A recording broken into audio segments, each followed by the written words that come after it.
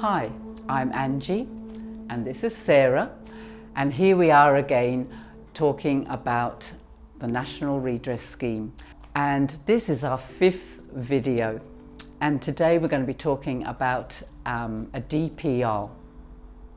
And a DPR is one of the components that's offered by the redress scheme. You'll remember that there are 3 things that the redress scheme offered. One of them is counselling, one of them is a financial payment, and one of them is a DPR.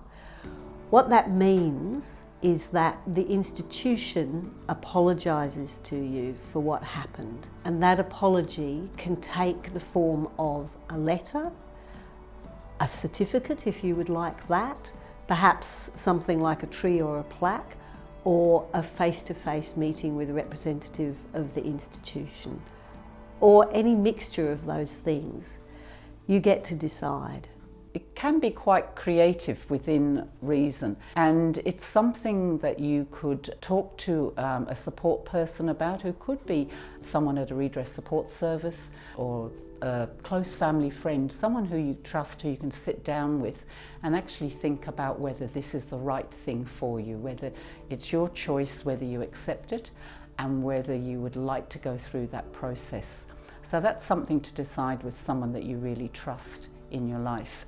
So if you're thinking of having a DPR, start thinking about what would make a difference to you to hear from the institution, because that's what a DPR is about. How does it work? First of all, when you've done your application, you will have noticed that it mentions a DPR in there, and that you will have ticked a box that said that details from your application can be shared with the institution for the purposes of DPR. That's so that they know what they're apologising for.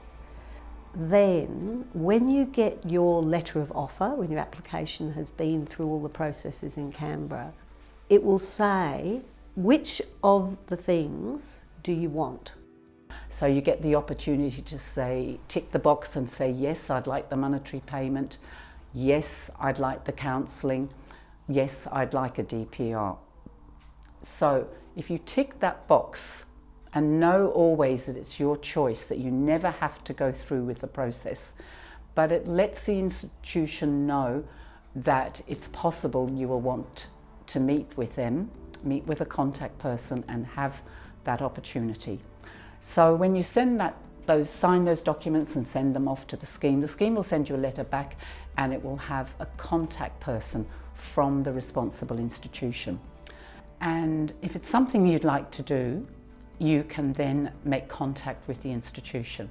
Now you have to make that contact before the 30th of June 2028.